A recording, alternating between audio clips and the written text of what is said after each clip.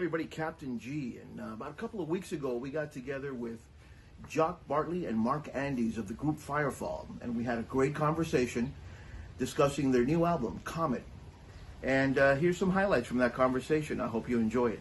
Thanks. Well, our first album came out in '76, so we were down there the December of 1975. Were you in the studio with other musicians were recording something else? Do you remember that? Well, Firefall was in one studio, and there was definitely other groups around the different studios. I mean, early on, the Bee Gees, before they moved out, they were down the hall, and I remember running into Barry Gibb a couple of times going, Barry, Right. Wow. Yeah. The disco thing was starting up. Yes, it was. Yeah. And, so, oh yeah. And my second wife was from Miami, and we would go down to Miami Homestead pretty much a lot. So yeah, I've got a lot of friends in Miami, and I'm very familiar with Miami and Fort Lauderdale. Yeah, I live down the street from Homestead. I can get to Homestead in 5 minutes. So, not me. Yeah.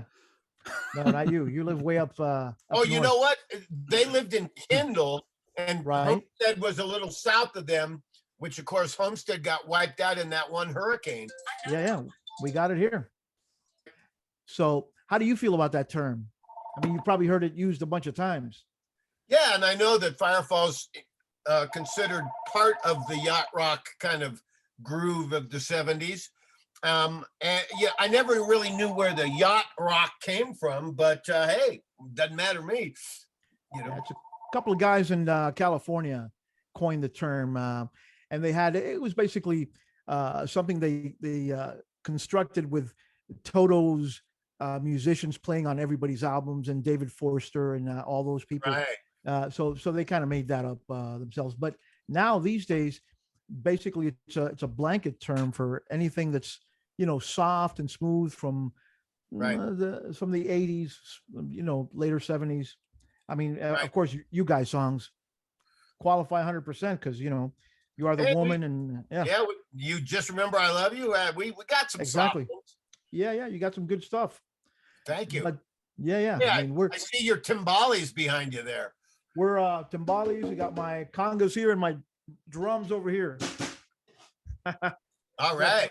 Yeah, man. It's we take these out to the gigs when we play. We let people mess around with them, and we have a great time. I mean, there's so much music from the '70s and '80s that people missed out on, and that's our thing. We go out there and introduce, basically reintroduce people to this great music.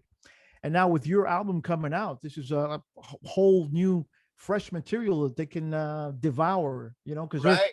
they're looking for stuff. I mean, this album you called it Comet, correct? Yep.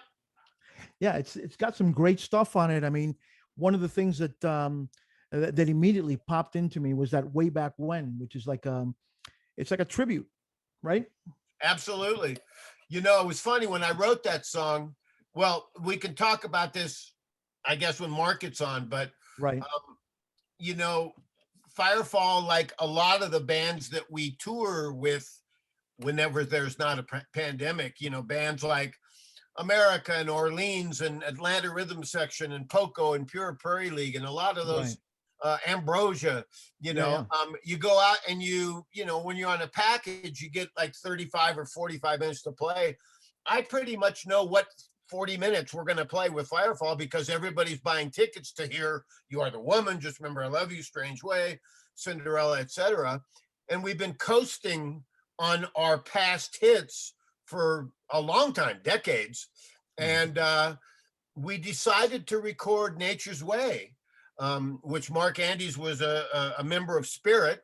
Correct. And that was the kind of environmental anthem, Nature's Way, back in I always thought it was like 1969, but it actually came out in early 1970. And once we recorded that, it was like, okay, let's make a record.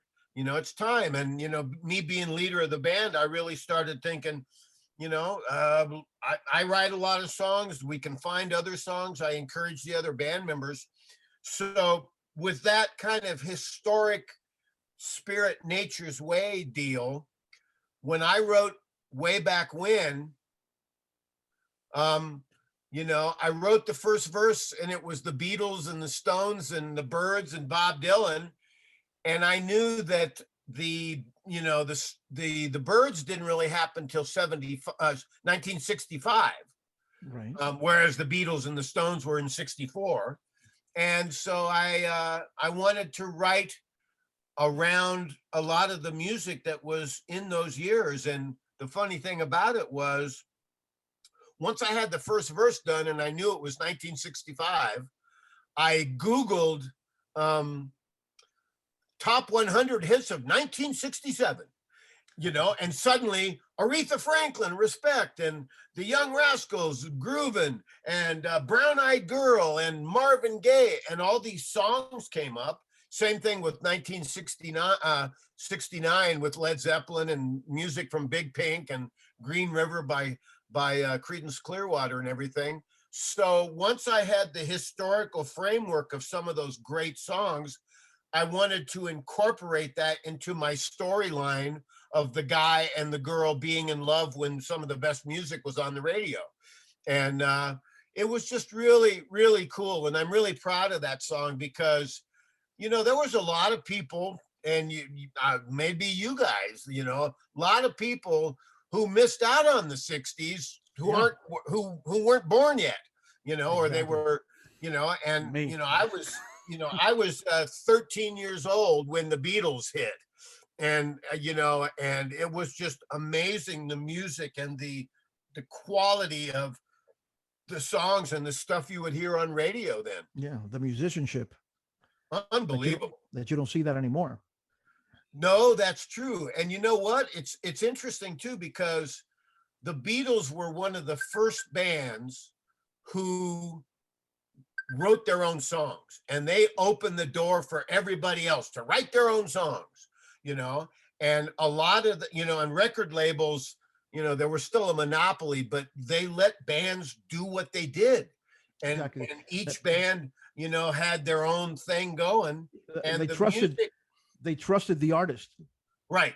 Exactly. And the music of the 70s, you know, the Eagles, Loggins, Messina, you know, you know, the band, you know, all these great bands that Firefall played a small role in the 70s. We really took, you know, that music of the 60s and updated it. And, you know, the 70s followed where the 60s led off. And then the 80s happened with disco and grunge and everything. And a lot of the songwriting and a lot of the, and then record labels started getting, you know, that iron fist about, if you don't have a platinum record within the first few months, it's a failure. Exactly. Yeah. I mean, back in the 70s, it was all about what you could bring to the table musically. Today, it's what you can bring to the table visually and financially. Right. It's more about the look. Yeah, exactly. Commercially, absolutely. Yeah. Commercially. When did you guys start? When did you guys start Firefall? Well, and you know what? It's after 5 here in Colorado, so Mark will either join us or not. Okay. Firefall, it's really kind of interesting, and I'll try to make this a fairly concise story. When Jim McGuinn, later Roger McGuinn, when Jim McGuinn and Richie Fury moved from New York to LA, and Neil Young and Joni Mitchell moved from Canada to LA, and from Florida, it was Bernie Ledden, and a little bit later, Don Felder. You know, all those people got together in Los Angeles, and basically the Byrds invented folk rock. You know, I remember seeing a picture of Time magazine cover with folk rock, and there's a picture of the Byrds and the Buffalo Springfield, and from the Buffalo Springfield. Now, so Graham Parsons joined the Byrds and took them in a country direction with Sweetheart of the Rodeo album, and Poco with Rusty Young and Richie Fury and Graham Parsons and everything. Those folks invented country rock. So in LA, folk rock and country rock were kind of a brand new genre of music that took the whole world by storm, not just the United States.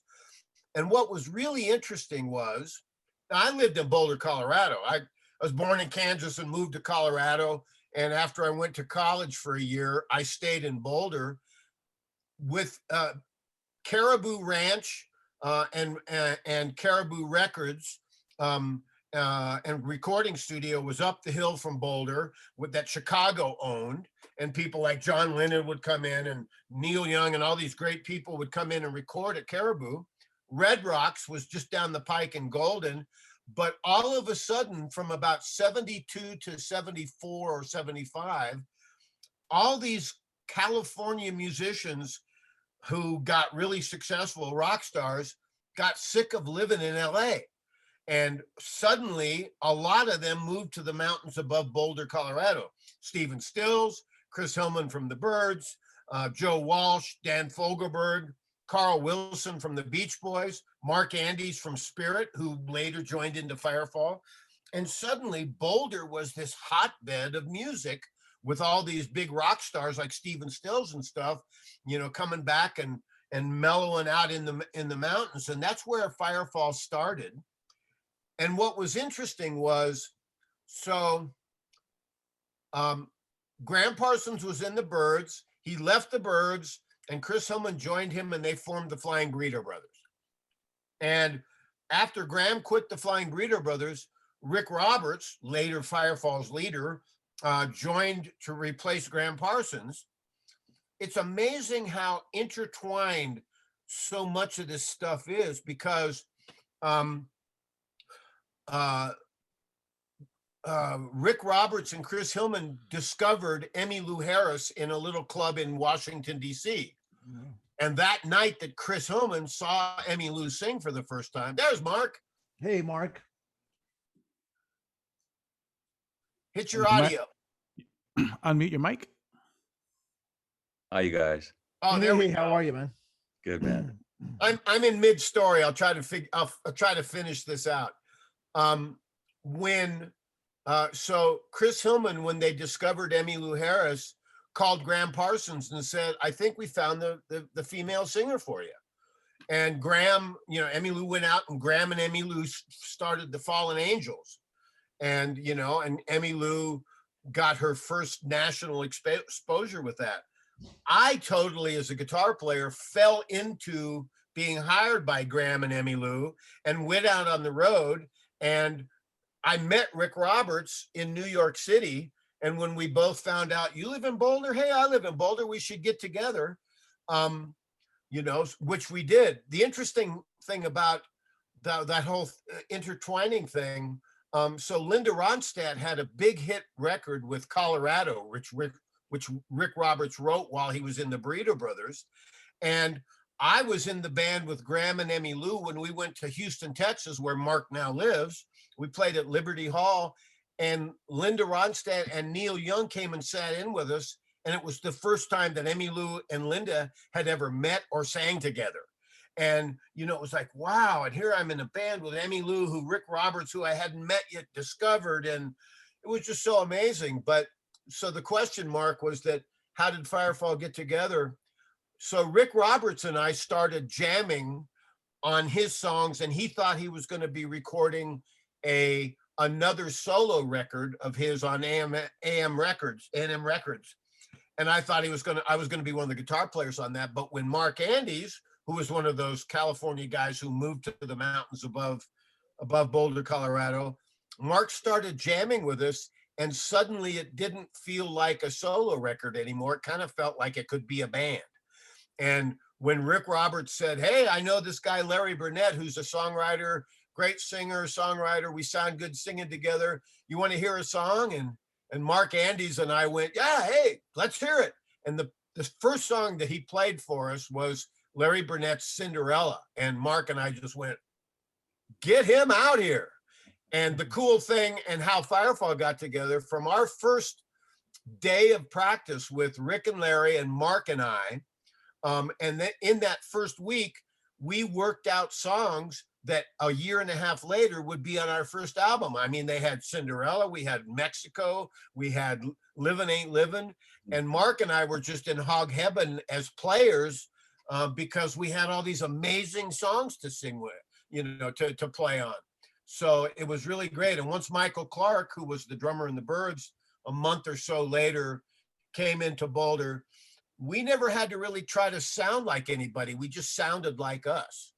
We sounded like the band. And when you put Michael Clark, the drummer from the Byrds, called the King of 4/4, who was a real simple, straight ahead, nothing fancy drummer, with Mark Andes playing bass on it. And Mark was a progressive, amazing jazz kind of influenced bass player, with me playing that bluesy stuff on top. We sounded like Firefall from the first day of practice. Yeah. Wow. Throw David Muse into the mix, and you got something special. Yeah, and when we finally got our record deal, we added David, who Rick knew in Florida, in Clearwater, and David played sax, flute, keyboards, harmonica, all the color stuff that we wanted to. We had great songs and great singers, and then 4 of us as kick-ass players to play on these songs, and it was really kind of a fated thing that we got together, I think. Wow. And when, for example, when you first set out, were you just set out to be a rock band, or this country rock genre that you're talking about? I think we set out to be a rock band, really. Right. I mean, that's kind of where I came from. So, and I don't know about Jock, but like Jock said, we just wound up sounding like we did. I mean, I don't think there was any premeditation, really. No. Now, what was interesting, and because we had our roots with the Byrds, who had dallied in, country rock, and then Graham Parsons and the Flying Burrito Brothers, a lot of people called us country rock, but I never thought we were. We were a rock band, and what ended up happening was, we were getting ready to make our first album, and we had all these great songs, and kind of in the 11th hour when we were rehearsing, Rick Roberts brought in "You Are the Woman," and and a couple of us in the band kind of went, well, that doesn't really sound like us. It's really poppy and all this kind of light rock, yacht rock kind of songs. But our producer Jim Mason, his eyes got real wide and said, "That's a hit," Wow. And we included it in the album, and suddenly Atlantic Records, they kind of wanted us to be that. They wanted us to have 10 "You Are the Womans" or 10 "Just Remember I Love Yous." And we were really a rock band who had 2 or 3 or 4 really good ballads per record. Yeah, those are great songs. I mean, they were AM gold. You heard that every 2 minutes. Yep. You guys recorded those in Criteria, right? We did. That's your Miami connection here. Exactly. But now you got a new album, and one of the great things about what we're doing down here is we're playing all the stuff from the 70s and 80s, and people are rediscovering stuff they missed way back in the day. And some of the artists like yourselves are bringing out new material. And not only does it make them curious about your older things, I mean, I'm talking about people in their 20s and 30s who go to our shows here, and all of a sudden say, who's that? And then they'll, right there with their phones, they'll look up and they'll get your entire discography, and they'll get turned on to the stuff. But now you have some new stuff, some new material from your new album, Comet. That's already out for sale. Yep. Yeah, and it's got a lot of great stuff on it. I mean, we were just talking about Way Back When, which was, I looked at it when I heard it right off the bat. I thought it was a tribute to all those groups of the 60s, 70s, and it's a kind of a finger popping little doozy there. I really enjoyed it. Also, one of the other songs, what was the other song you wanted to talk about, Juan? It's called "There She Is." Oh, that one reminds me, like, what I find about the album is, you were talking about that country rock, country pop, whatnot, but I feel like the album has a lot of elements from the 70s, from the 80s, from the 60s. It's just very, very nice, and I'll definitely listen to that on my boat, because it's very, very well-rounded record, I believe. But this one stood out. I wanted to know what inspired it. inspired There She Is? I mean, Who is she? who are you looking Who at? is she? Yeah, who is she? Who is she? The gal who inspired that song is my girlfriend Laura, and honestly, when I wrote the song by myself and was playing those chords and singing There She Is, I thought it would be kind of like Just Remember I Love You, and kind of softer and a poppy, hey, I got a new poppy song to present to Firefall. But the first time we ever played it and worked it out, it became this hard charging rock song, and everybody was going, yeah, this sounds great. One of the things that people don't realize about Firefall, because on AM radio, it was all You Are the Woman and Just Remember I Love You. They didn't know we were a rock band. And even back in the 70s on our big first three albums, with the Rick Roberts' songs and Larry Burnett songs, we had nice ballads and melodic stuff. And then we had a lot harder charging kind of music, mostly from Larry Burnett. And, we had a wide variety of songs within an album back then. So what was one of your harder rocking songs that you can recall? Get You Back by Larry Burnett on our third album, Elan. Get You Back. Get You Back, which was, really, really rocking. And you would almost think that Get You Back might not have been the same band that Just Remember I Love You was from. And that's great. That's great to listen to that wide range. When you buy an album, at least back in the 70s, when I bought an album, I wanted to listen to all sorts of music, not just the same thing on the whole album. Right. And if you had all those soft songs on there, people would go, oh, this all sounds the same. And let's go to sleep. Yeah, let's go to sleep. Exactly. So that's one of the strengths of Firefall. And I think on this new Comet record, we succeeded. There it is. There it is. Get You Back.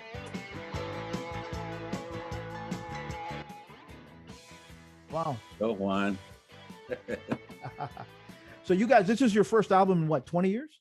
Long time. A long time. What have you been doing in between the first album in 20 years, or a long time? Touring. Well, we did a reunion performance, and there's a live record and stuff. So it hasn't been static, but a lot of gigs for sure.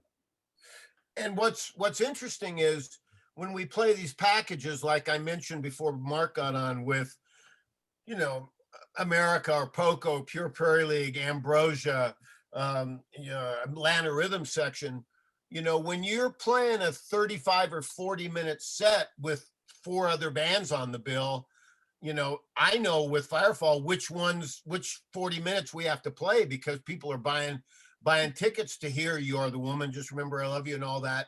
And a lot of those bands that I named, including us, we just coasted on our music from the 70s, and we filled up a set and people loved it and things were going good. But when, we worked out Nature's Way and started playing it live, and Mark was singing it, and the response we got from the crowds on Nature's Way was great, we decided to record it. And as soon as we recorded that, I'm thinking, okay, maybe we should make a record now. But it was really great putting on the song search, and I encouraged the guys in the band to present whatever songs they thought would be good. And I knew that we should look outside the band and try to find, other good songs that would fit our album. And, because the key to Firefall all along has been the songs. Thank you, Rick Roberts and Larry Burnett from the original. So if I wanted to introduce a young person today to Firefall, and I was going to show them this album right here, Comet, what song would you suggest I play for them? Go ahead, Mark. What do you think? Oh, Way Back When. It kind of is a synopsis of what you're going to get with the body of the music, which is honoring the 60s, 70s, and especially with like Nature's Way, which is a spirit song, and that is like going back to the future. So that's Firefall playing a spirit song, and you have so I think Way Back When. Yeah. And Nature's Way is great because Mark asked, once we recorded it, Mark asked his friend Timothy B. Schmidt from the Eagles if he would do us the honor to sing on it. And Timothy, who used to love Spirit and travel when he was in high school, he told Mark he'd drive all over California to see you guys play. Wow. You know, he was knocked out to be asked to play on the record or sing on the record. And, you know, John McPhee from the Doobie Brothers. So we had some help on Nature's Way. Yeah. What other artists did you invite to play on this record? I knew on since I was trying to make Way Back When sound kind of like a bird song, I knew that I wanted to have a big 12-string guitar on there.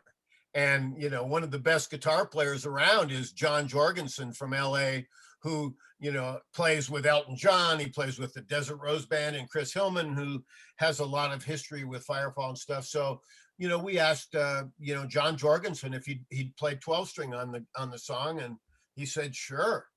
So, I mean, it's nice. And we have a couple of guest appearances, and, you know, and it's the great thing about the album to me is that it really sounds consistent. And you would never know that it took us 3.5 or 4 years to make the record. And we did it in like 12 different studios, and on different times, Mark would play a bass part and email it to me, or Sandy would play a drum part and email it to me. And we weren't, you know, like for instance, the song A New Mexico, we never played as a band. We did it one at a time and kind of passed it along. So it was done, a lot of it virtually, but this is pre-COVID too. So Right, this was, exactly. you know, it was a very interesting process. One of the songs that stood out to us that we thoroughly enjoy is Ghost Town. Yeah. Oh, yeah. And that flute blows us away. Yeah. Mm-hmm. It's a very mystical sounding, very mysterious, and we've showed it to a couple of people, and they said, "Wow, who is that?" Right. and that's David Muse in Firefall, who Tampa Firefall's guy. really lucky to have 3 original guys from the 70s still in the band.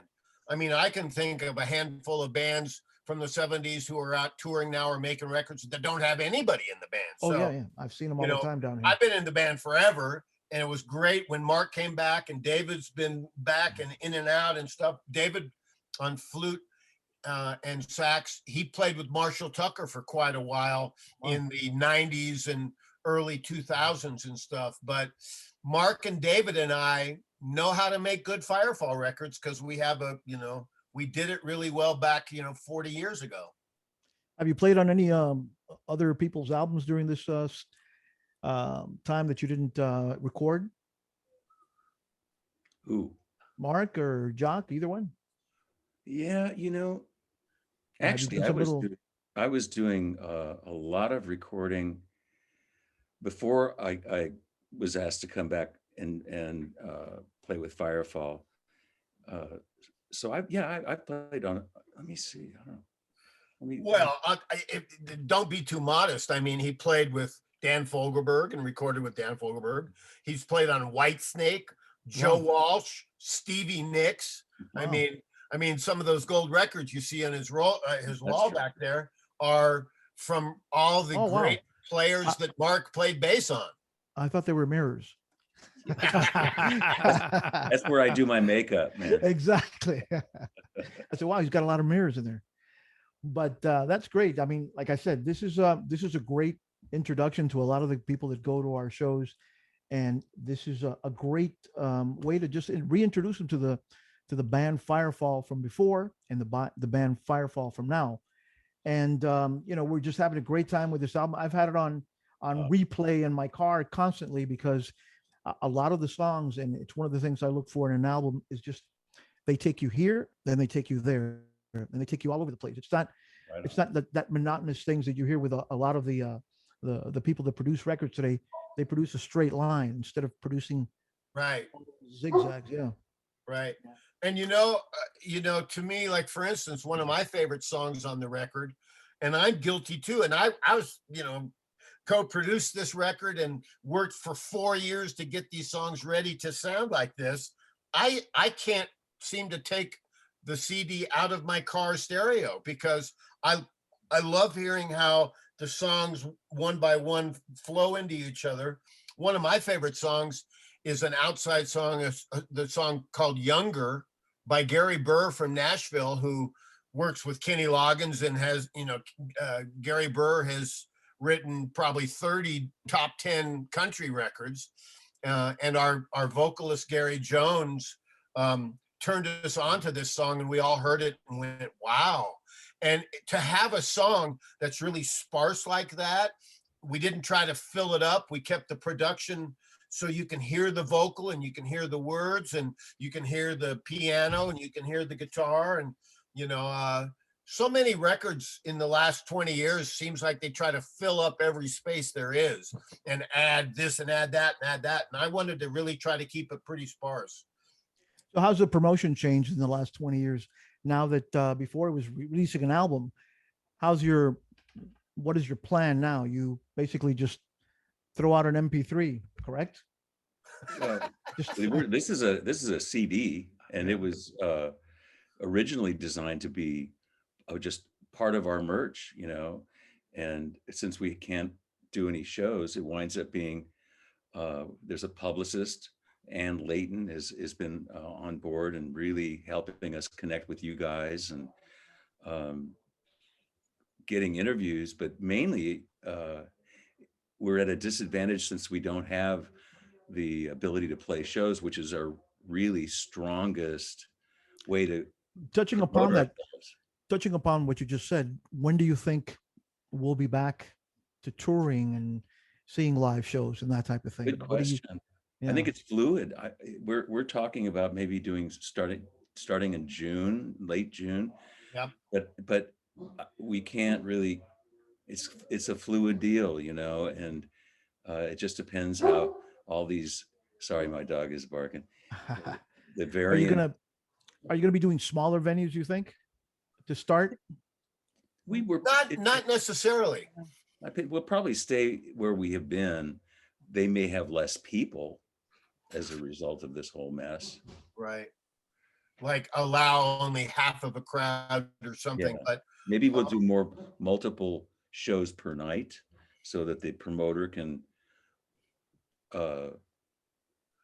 sell as many tickets as he can, and we'll work with them for sure. I mean, I'm not sure how your area, our area here right now, we're doing some shows here and there. There's some live bands, and they're cutting the capacity down, but it seems how strict are the guidelines up in where you guys are at in Boulder and Texas? Texas, yeah. Texas, yeah. There haven't been many shows here in Texas that I'm aware of, but I'm not looking to go to shows either. Yeah, exactly.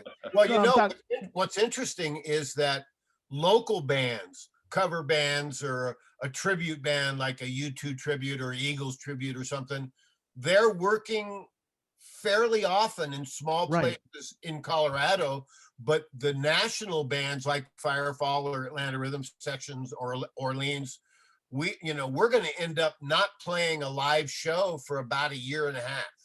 Wow. Which sucks. Exactly. What can you Big do? Time. Yeah, exactly. But I'm sure you're all eager to get back on the road and how many shows were you doing a year before?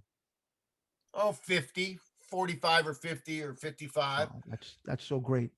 We were weekend warriors, and there's a lot of bands. I mean, if you look at America or somebody, they're still doing 150 shows a year, and we're all getting older and stuff, and it's hard to go on the road when you're flying 3 or 4 hours and then get in and have to go right to sound check and play a gig or whatever. So, but we were doing about 50 shows a year, and we lost 40 shows in 2020. Wow. Which have now been rescheduled, and we hope come in on the end of the summer or fall of this year. Anything overseas?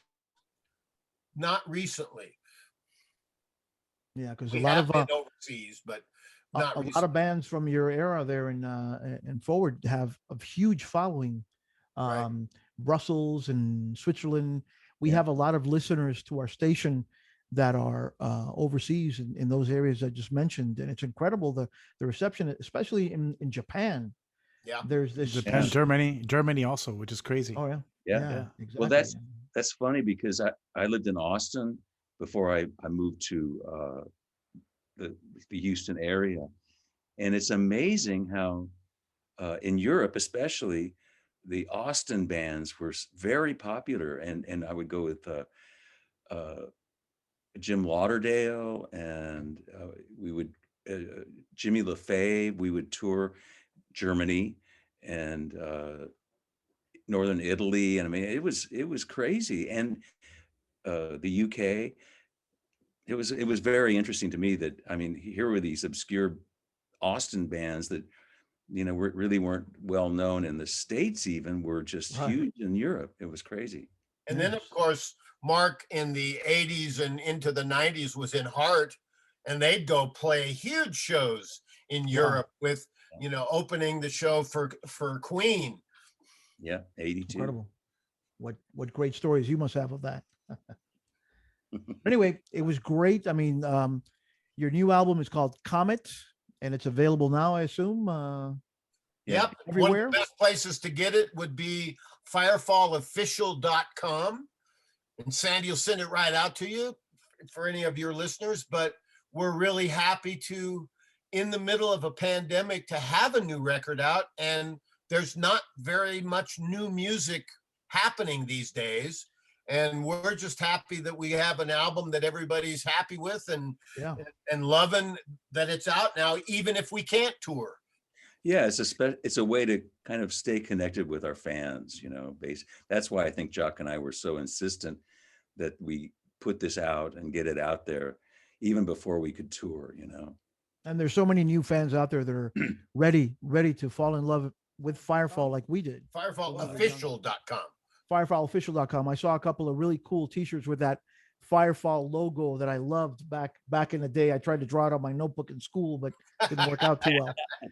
But anyway, I want to thank Jock Bartley and Mark Andes.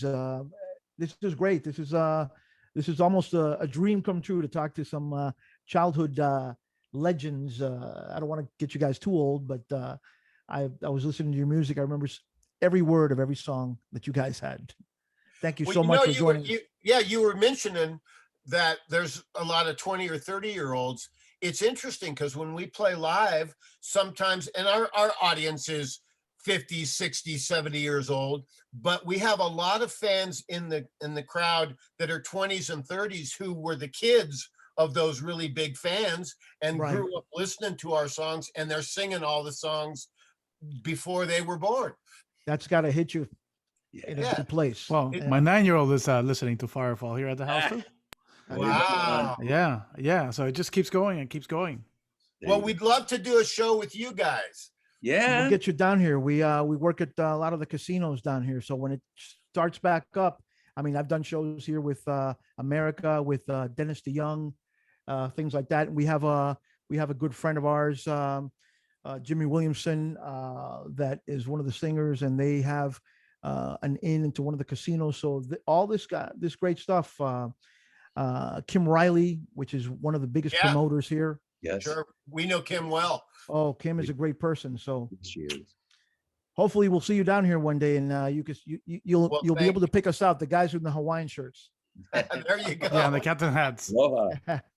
All right, gentlemen. Thank you so much for joining us in Yacht Rock, Miami. Thanks. Have a great one. Have a good one. All righty. See y'all later. Thanks. Bye, Mark. All right, Mark. Bye. Doc, take care. Bye.